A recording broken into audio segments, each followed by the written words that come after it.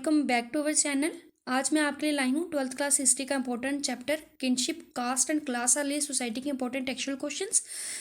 5 question मैं already करवा चुकी हूँ, जिसके लिंक आपको डिस्क्रिप्शन बॉक्स में मिल जाएंगे। प्लीज़ चैनल को सब्सक्राइब करने। आज मैं करवाने जा रहा हूँ क्वेश्चन नंबर 6।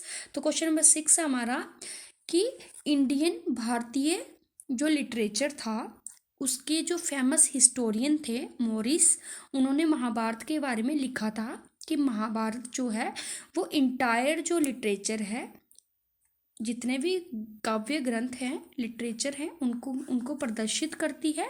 उसमें बहुत सी चीज़ों के बारे में बताया गया है और ये इंडियन फोक जो है उसकी साउल को डेप्थ में बताता है। डिस्कस करें, ठीक है।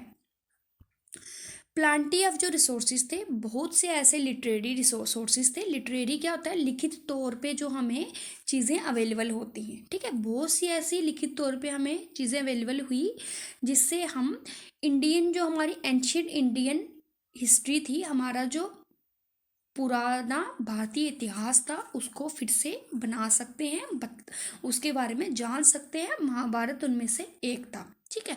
ये एक बहुत ही इम्पोर्टेंट लिटरेरी और हिस्टोरियन सोर्स है। इसकी इम्पोर्टेंस जो है वो एक जो बाहर के जो राइटर हैं उन्होंने इसकी इम्पोर्टेंस को रिकॉग्नाइज्ड किया है, महसूस किया है, ठीक है। उन्होंने ये रिकॉग्नाइज्ड किया है। उनका नाम क्या था? मॉरिस। उन्होंने ये रिकॉग्नाइज्ड किया था कि महाभारत जो है वो जितने भी इंटायर लिटरेचर हैं उनको रिप्रेजेंट करते हैं, ठीक है। जितना भी ग्रंथों को लिखा गया है, काव्य रचनाएं की गई हैं, जितने भी इंटायर लिटरेचर है हमारे लिखित तौर पर, उनको ये रिप्रेजेंट करते हैं। और ये जो काव्य ग्रंथ है इसमें बहुत सी एग्जाम्पल्स दी गई हैं जिससे हमें इंडियन के अलग अलग पार्ट्स ऑफ लाइफ के बारे में पता चलता है कि इंडियन के जो डिफरेंट सत्र हैं, जितने भी उनके लाइफ के एस्पेक्ट्स हैं, उनकी इन भारतीयों की ज़िंदगी के बारे में हमें पता चलता है। और जो महाभारत की रीडिंग है वो हमें इंडियन फोक, भारतीय रीति रिवाज की जो आत्मा है, जो भारतीय कल्चर है, उनकी जो आत्मा है उसके बारे में बताता है। क्योंकि ये बहुत ही सिंपल संस्कृत लैंग्वेज में लिखा गया है और इसको हर कोई आसानी से समझ सकता है, ठीक है। जनरली जो इतिहासकार हैं वो जो महाभारत का जो कंटेंट है, महाभारत में जो लिखा गया है, उसको 2 सेक्शंस में डिवाइड करते हैं, एक नरेटिव और दूसरा डिडक्टिव, ठीक है। ये 2 सेक्शंस में डिवाइड करते हैं। एक में हमें स्टोरीज के बारे में पता चलता है और दूसरे में हमें सोशल नॉर्म्स। सोशल नॉर्म्स क्या होता है? समाज में किस चीज़ को मान्यता है और क्या चीज़ समाज ने मना की है, ठीक है। और कहीं कहीं पे हमें दोनों की इंटरमिक्सिंग भी मिल जाती है, ठीक है। काफ़ी जो हिस्टोरियंस, इतिहासकार हैं, वो बिलीव करते हैं कि महाभारत एक ड्रामेटिक मूविंग स्टोरी है, जिसमें जो डिडक्टिव पोर्शन है वो बाद में उसकी इंटरप्रिटेशन की गई, बाद में उसके बेस पर हमने ग्रंथों की क्या की, रचना की, ठीक है। हमें काफ़ी ज़्यादा व्यू मिल जाते हैं इसकी ऑथरशिप के बारे में, ठीक है। हमें मतलब डिफरेंट लोगों के डिफरेंट विचार हैं कि एक्चुअल में महाभारत को लिखा किसने था।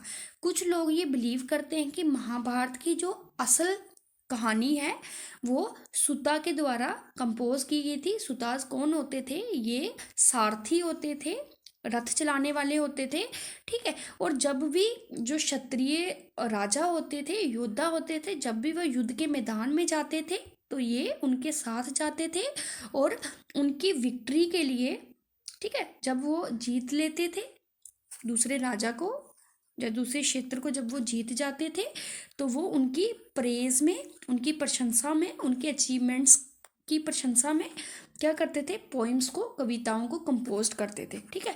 अब ये कंपोजिशन जो थी ये पहले ओरली सर्कुलेट की जाती थी। ओरली मतलब मौखिक तौर पे सुनाते थे, लोग एक दूसरे को सुनाते थे। पहले कोई भी रीडर एविडेंस नहीं होता था, सिर्फ एक पर्सन दूसरे पर्सन को सुनाकर सुनाता था, कि पहले ये होता था। उसके बाद जैसे 5th सेंचुरी आई, उसके बाद ब्राह्मणों ने क्या किया? इन स्टोरीज पे अपना कंट्रोल कर लिया और बाद में इन स्टोरीज को लिखना शुरू कर दिया, ठीक है। अब ये जो एपिक है, जो महाभारत है, जो काव्य ग्रंथ है, इसमें लड़ाइयों की, जंगलों की, पैलेसों की, ठीक है, और सेटलमेंट्स के बारे में डिटेल में बताया गया है। ठीक है, इसमें हर चीज़ की डिस्क्रिप्शन दी गई है महाभारत में कि कौरव कैसे थे, पांडव कैसे थे, उनके घर कैसे थे, वो रहते कैसे थे, ठीक है, फॉरेस्ट कैसे थे, लड़ाइयाँ कैसे हुई, सबकी डिटेल में बताया गया है। ठीक है, और उनके ब्लड रिलेशंस के बारे में बताया गया है, पॉलिटिकल लाइफ के बारे में बताया गया है। ठीक है, सोशल प्रायोरिटी क्या थी, ये सब चीज़ें महाभारत में बताया गया है कि उस टाइम में कैसा सिस्टम था, कुल कैसे चलते थे, प्रायोरिटी जैसे पैट्रियार्कल सिस्टम था, पैट्रीलिनी सिस्टम था, वंश जो था बेटे को वंश को बढ़ाने वाला माना गया था, ये सब महाभारत से हमें पता चलता है।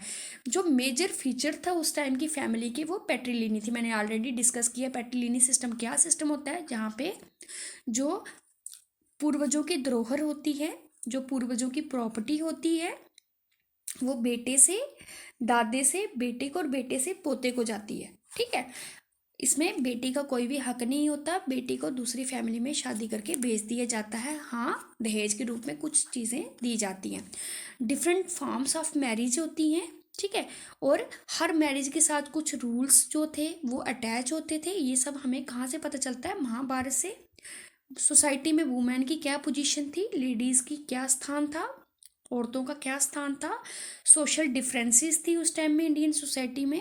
ठीक है, ये सब हमें कहाँ से पता चलता है, महाभारत से। ठीक है, और इस ग्रेट एपिक को हम क्या डिस्क्राइब करते हैं, आल्सो डिस्क्राइब्स सोशल मोबिलिटी।